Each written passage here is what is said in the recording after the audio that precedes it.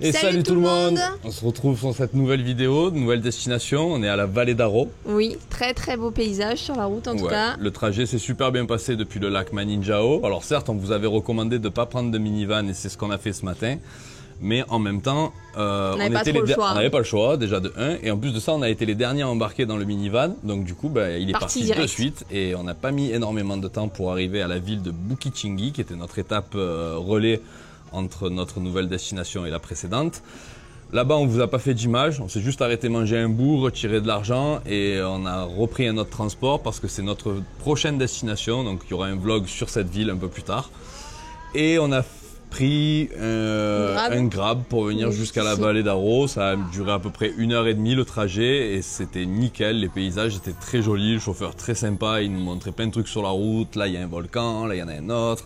C'était genre visite guidée avec lui, il était super content d'avoir 2 étrangers avec lui à bord.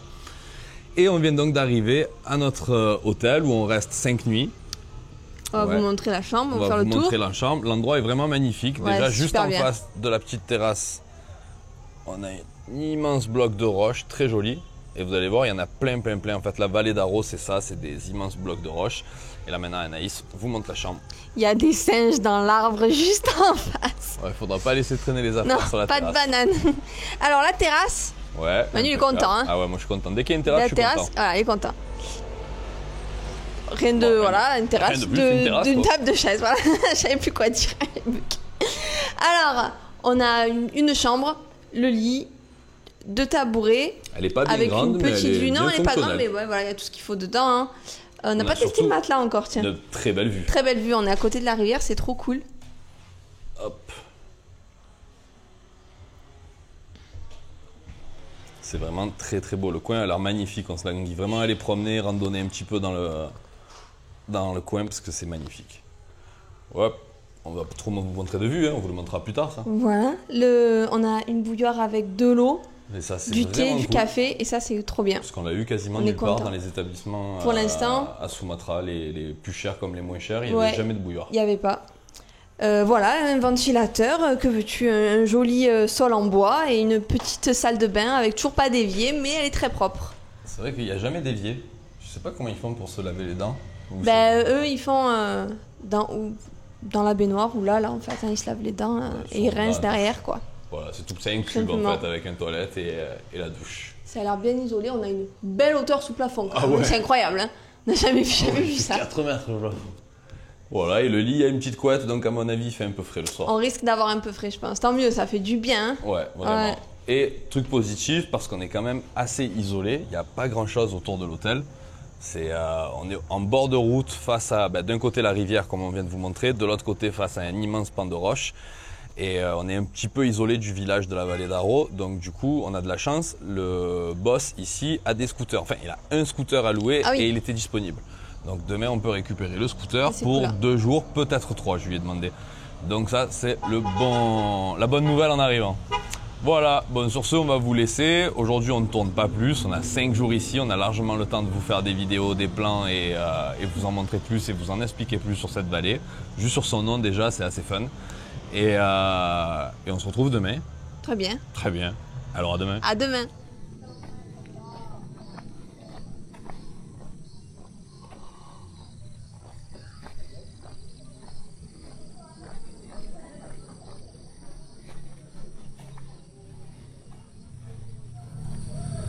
Ça va le petit déjeuner, tu es bien installé? C'est rigolo, on dirait vraiment. La dernière fois c'était la cabane dans le jardin, là c'est le petit déjeuner dans le jardin. C'est trop cool, ils nous ont mis au milieu du champ. Ouais, au milieu. Je crois qu'il y a un de tes fruits préférés là. Oh oui. Sauce very good. Elle est allée nous chercher le repas. Eh ben bon appétit, bon petit déjeuner. Eh ben bon petit déjeuner.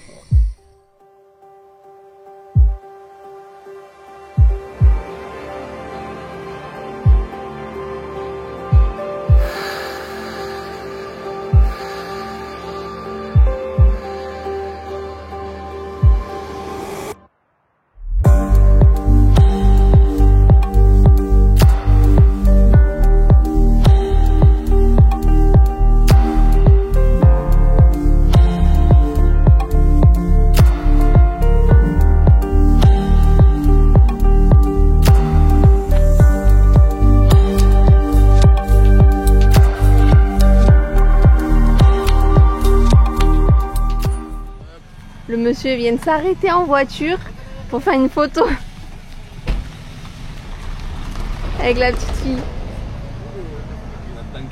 Il est au milieu de la route, hein, tout le monde s'en fout, ils sont tous en jaune.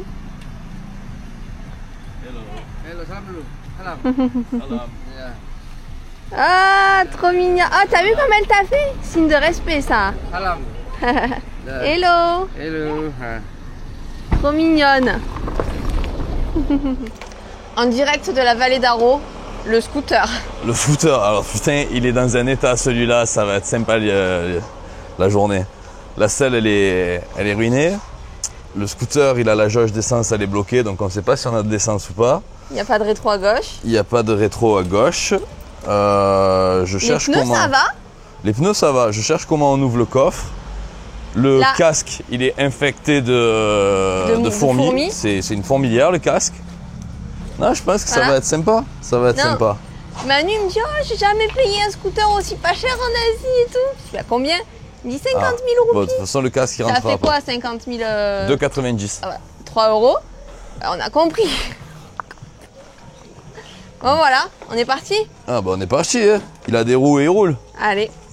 Il y a des freins. Et il freine? Je crois, ouais.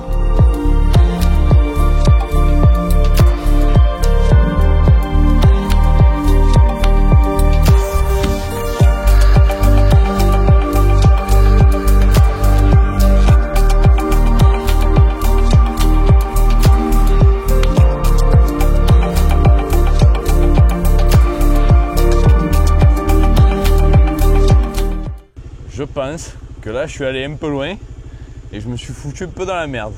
Du coup, je vais repasser ce passage un peu chaud et je vais aller poser le scooter de l'autre côté. On va finir à pied.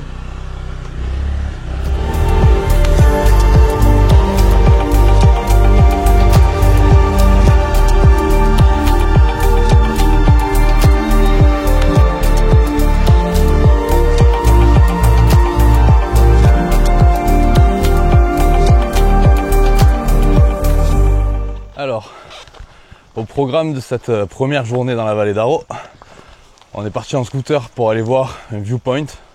Malheureusement, on n'a jamais trouvé le chemin du viewpoint.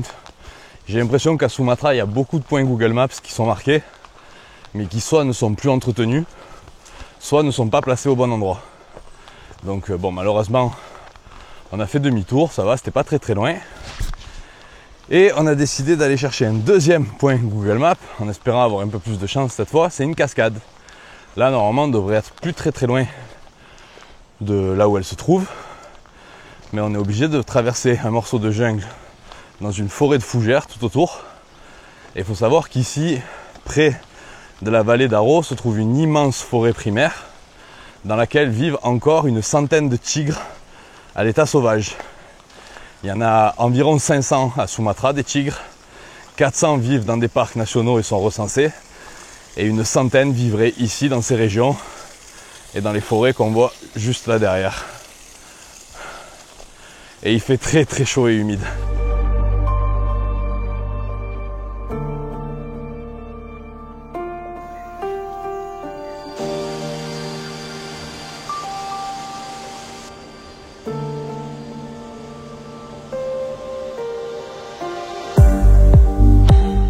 Bon, c'était une cascadette, on peut dire?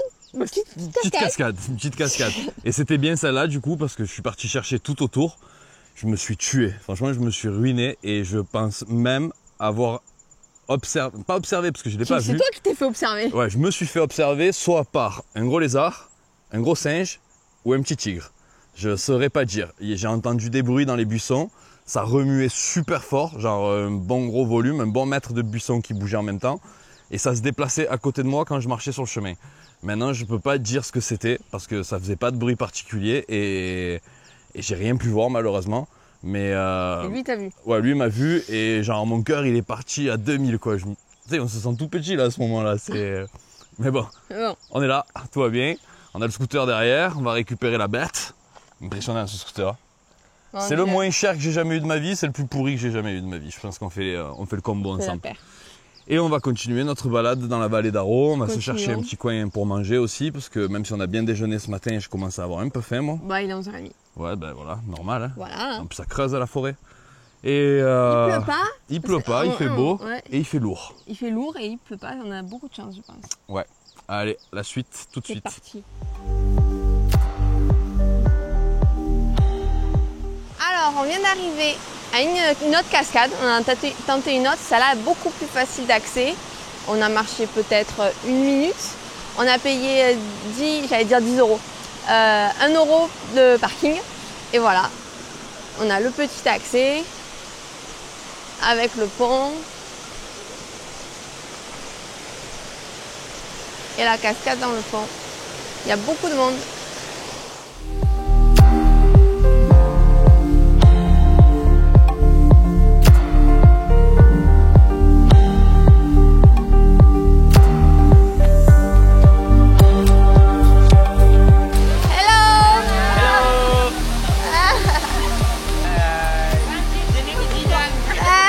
Attendu que je filme pour tester, vas-y, attendons. C'est parce que c'est chaud.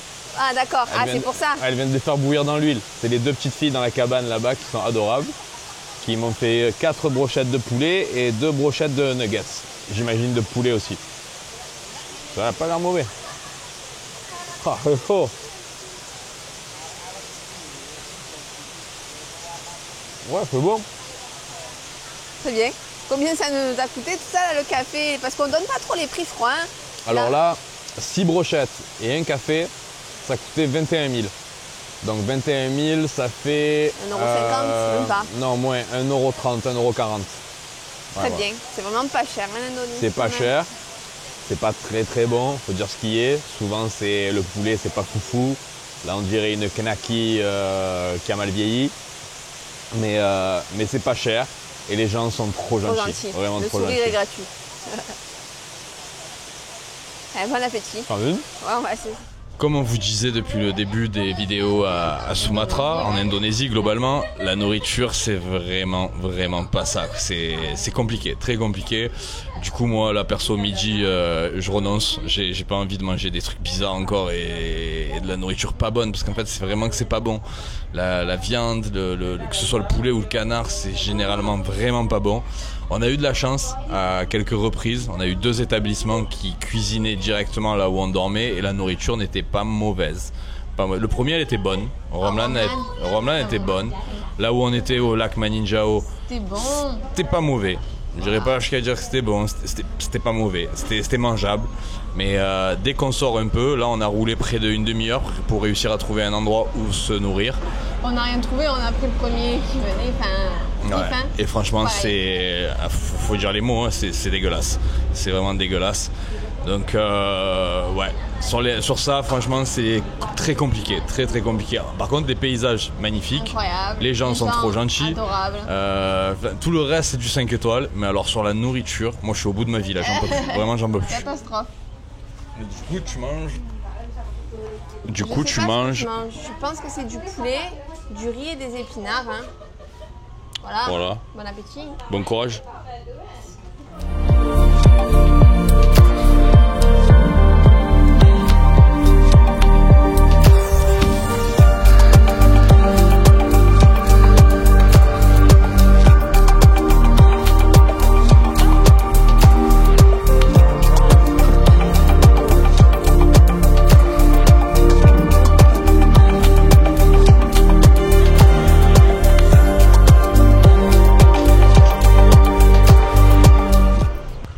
On a découvert une nouvelle plante. On croyait que c'était un singe au début, mais en fait non. C'est une plante médicinale. Apparemment, on peut récupérer les poils et mettre sur une plaie, ça désinfecterait la plaie, entre autres. Pour empêcher que ça saigne. Ah, c'est un anticoagulant peut-être ? Ouais. Très bien. Voilà.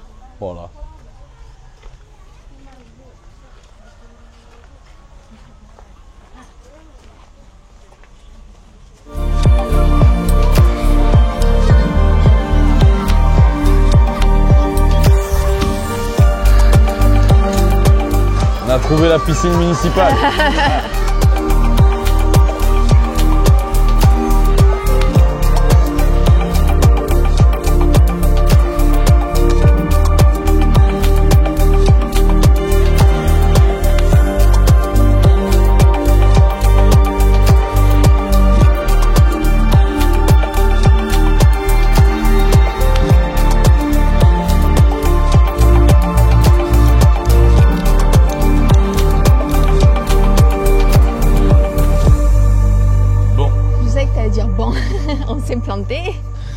falloir qu'on parle de la vallée d'Aro. Échec. Enfin non, demi-échec. Demi-échec, parce que c'est très très beau. Le site naturel est très très beau, vraiment très beau. On vous a fait voler le drone dans pas mal d'endroits et c'est un relief vraiment impressionnant.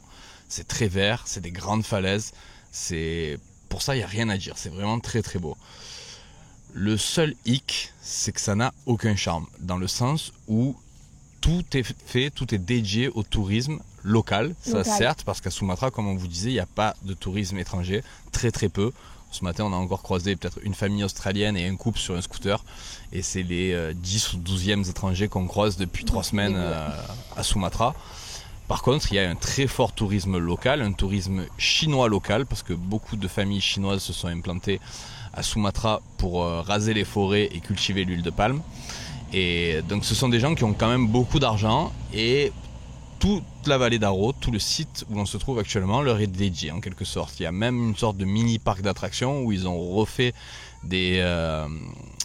des monuments célèbres européens. Je voulais filmer de drone parce que je vous mets les images là maintenant pendant que je parle, parce que franchement on n'allait pas payer pour entrer voir la tour Eiffel, sachant que déjà on l'a chez nous, et une tour de Pise en carton-pâte. Mais ça c'est typiquement chinois de refaire les monuments et de faire ce genre de parc. Donc on a vite compris où on se trouvait et clairement c'est pas notre tasse de thé. Le problème c'est que dans la région, si vous n'allez pas voir les Mentawai comme on vous disait dans la vidéo précédente, il y a quelques sites intéressants comme le lac Maninjao qui a été un énorme coup de cœur pour nous. Il y a quelques randos en forêt aussi qu'on peut faire qui sont plutôt sympathiques, mais sinon il n'y a vraiment pas grand chose d'autre à faire.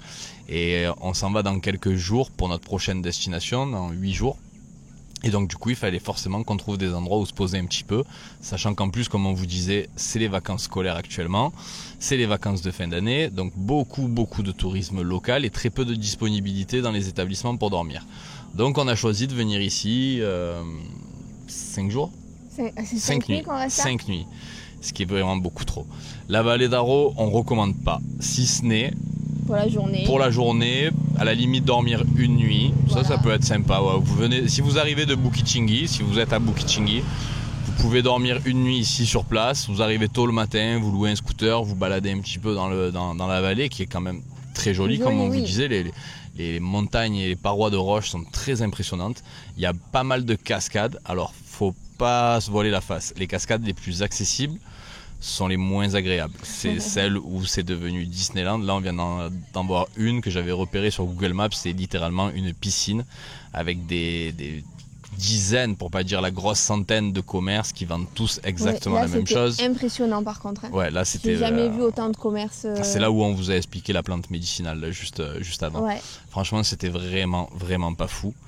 Tiens, j'ai une petite guêpe qui est en train de me marcher dessus. Hop. Et les autres par contre sont bien perdus dans la forêt et là préparez-vous, il va falloir marcher pas mal de temps et les chemins ne sont pas forcément très entretenus, donc c'est un peu l'aventure, mais ça peut être sympa. On l'a fait ce matin, ça fait un peu transpirer, c'est cool, ça fait du sport. Et il y a quand même le chemin, il est quand même tracé par rapport à celui qu'on a fait à Maninjao où il n'y avait plus de chemin du tout. C'est clair.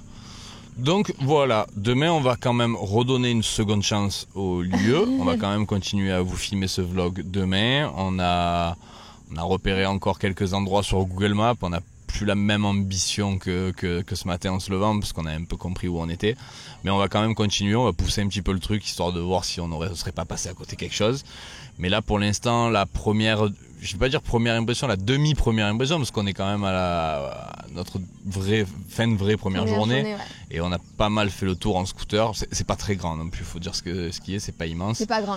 Donc on a quand même un avis pas fini, mais plus ou moins bien avancé. On vous confirme ça demain. Si vraiment on voit que c'est pas la folie, on mettra un terme à cette vidéo parce qu'on va pas vous faire un vlog de 40 minutes sur un endroit qui a assez peu d'intérêt. Donc on arrêtera là, ça fera peut-être une vidéo courte. Je pense pas parce que ça fait déjà 5 minutes que je parle. 40 minutes donc 5 minutes de discussion. Je suis désolé David, si tu regardes ces vidéos, je sais que tu m'as dit que je parlais trop sur les vidéos, mais comment veux-tu faire autrement? Faut bien qu'on explique un peu, faut bien qu'on raconte. On va pas mettre que des images de drone. Et donc voilà, pour aujourd'hui, je pense que, mis à part si on tombe sur une pépite, le temps de rentrer jusqu'à l'hôtel, mais il est pas très loin, on va arrêter de filmer. On va aller se poser un petit peu, il faut que je fasse un tri dans les vidéos sur l'ordinateur, il faut que je fasse un peu d'espace sur le disque dur aussi qui commence à être bien plein. faut pas croire que ça prend énormément de place dans un ordinateur que de faire des vidéos en 4K, surtout quand on conserve les vidéos d'origine. Bref, tout ça c'est un peu mon problème à moi et pas le vôtre, vous vous en foutez j'imagine.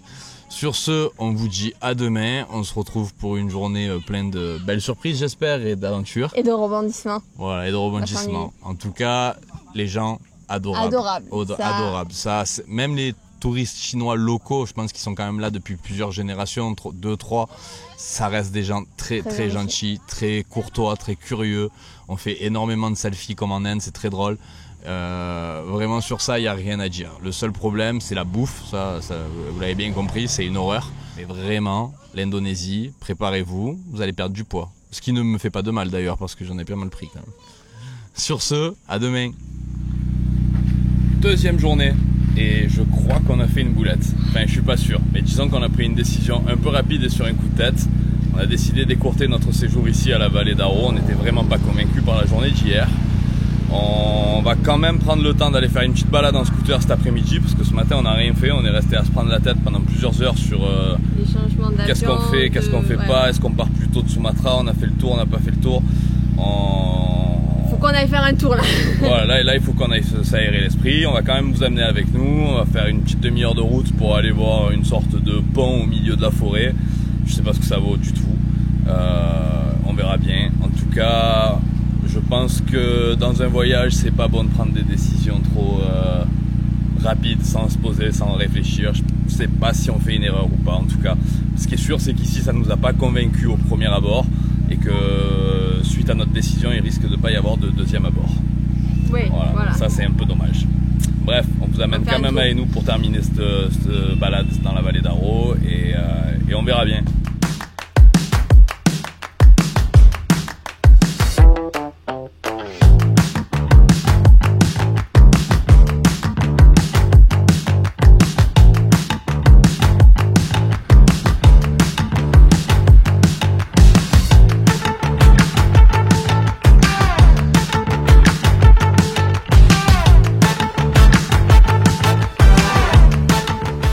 Comme on vous disait, il n'y a vraiment pas grand chose de foufou à faire dans le coin, à part aller balader dans les rizières et dans la forêt. Et encore dans la forêt, je pense qu'il faut vraiment un guide. Hier, j'ai téléchargé une dizaine d'applications de randonnée différentes pour essayer de trouver des traces. Mais il n'y en avait aucune, vraiment aucune.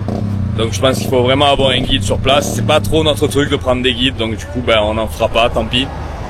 On a quand même poussé jusqu'ici. Sur la route, sur Google Maps, la route me paraissait bizarre. Du coup, je me suis dit on va aller voir à quoi ça ressemble.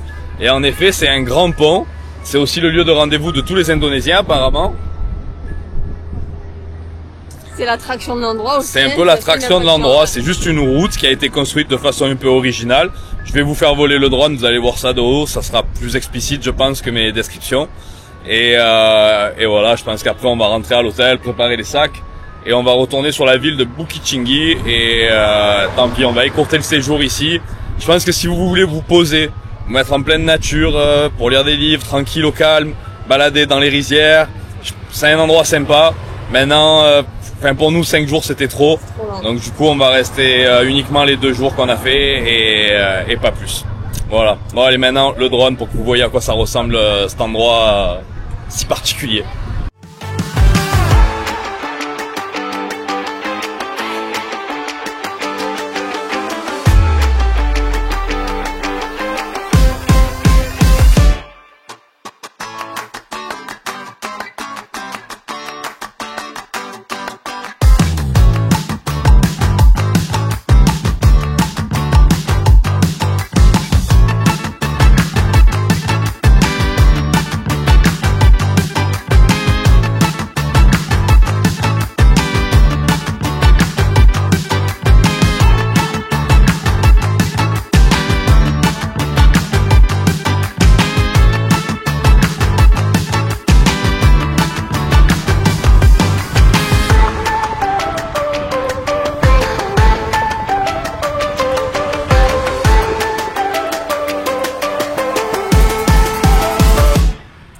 Il est temps de conclure cette vidéo. Et on la termine dans les rizières, juste derrière nous. On a un assez beau panorama. Comme on vous disait, les panoramas sont vraiment très très beaux ici.